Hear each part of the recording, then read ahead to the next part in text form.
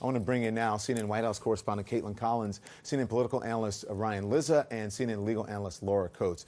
Good evening to all of you. Ryan, first of all, what's your reaction? It's coming on the anniversary of Mueller's investigation.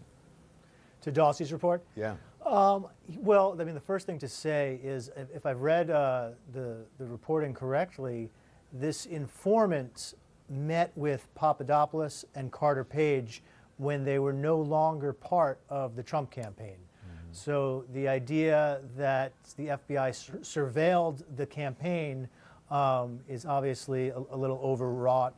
And from the New York Times reporting, in fact, the FBI was so skittish and worried about the politics of this investigation that they weren't as aggressive as some people at the FBI wanted them to be. So having an informant meet with Page and Papadopoulos, who had these suspected ties to Russian intelligence, it seems like pretty normal police work.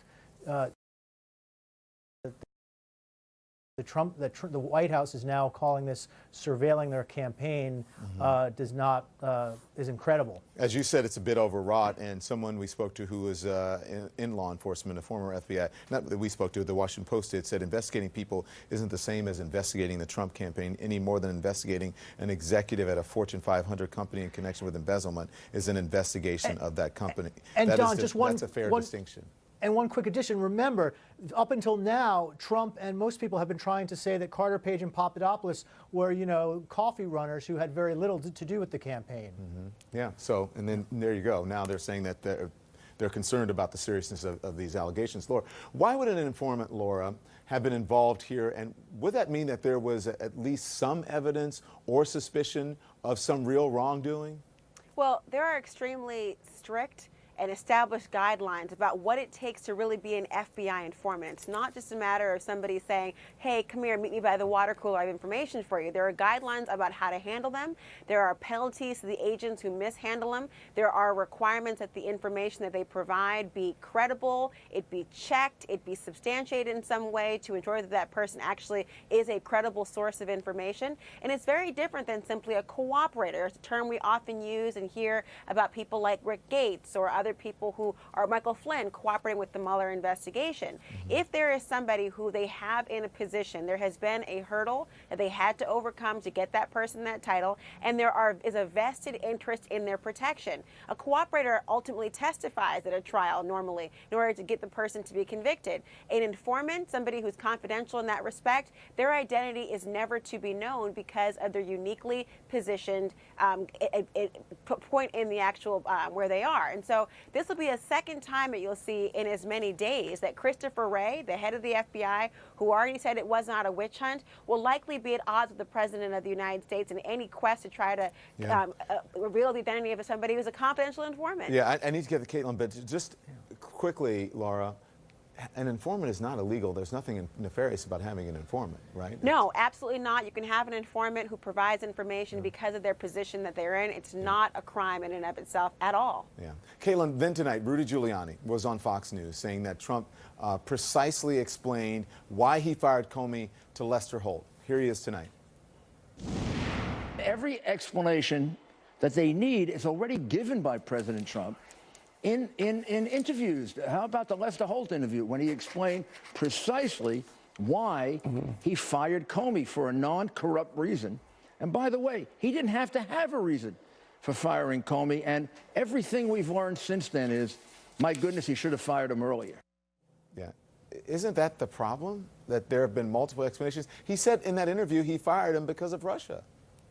Exactly, and that was the first time we had learned that, though it was obviously suspected, Don. But as you recall, before that, for 48 hours, the White House maintained that the reason the president fired him was because of a recommendation from the Attorney General, Jeff Sessions, and the Deputy Attorney General, Rod Rosenstein. But watching Giuliani there in that interview, I watched it live earlier, is like watching him try to coach the president ahead of a potential interview with the special counsel, Robert Mueller, teaching him what it would be like to say. We were watching a prep session essentially in real time.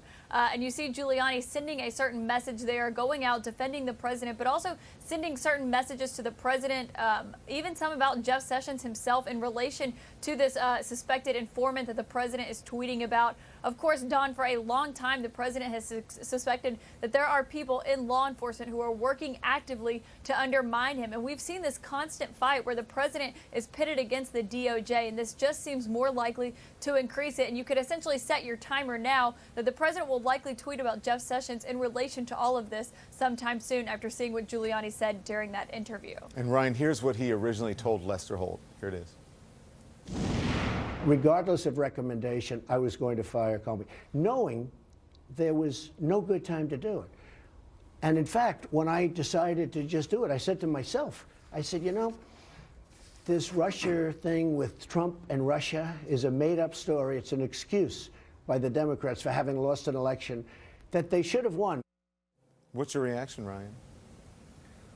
Well, of course, that was the second excuse. Remember, the official reason that he fired Comey originally, that was memorialized in a memo and that was released by the White House, was that he didn't like the way that Comey handled the Clinton investigation.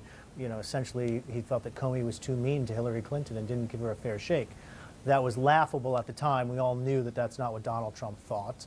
And I mean, what is so astonishing about this whole set of stories tonight is, you know, he's saying out loud the things that that led to, you know, an article of impeachment against Nixon. Like, if you go back and look at what the Judiciary Committee, when they wrote up articles of impeachment against Nixon, one of the issues was interfering with a proper investigation at the Justice Department. Trump does it in real time. I mean, this Washington Post story tonight, they are talking about outing a government informant, his own FBI's informant. In the Lester Holt thing you just showed, he said straight up, I fired the guy investigating me because I didn't like the investigation. It was about Russia. So I think what's so hard to wrap our head around, why it's so hard to wrap our heads around this is he blurts out the parts that, you know, are basically incriminating, and he sort of normalized a kind of behavior that for previous presidents was completely out of bounds, and literally in the case of Nixon had Congress writing up an article of impeachment. Yeah. Well, Jedi mind tricks. Jedi mind tricks. Laura Coates and Caitlin Collins, thank you very much. Ryan Liza, stick around. When we come back, why the president says the summit with Kim Jong-un is still on and why he is contradicting his own national security advisor.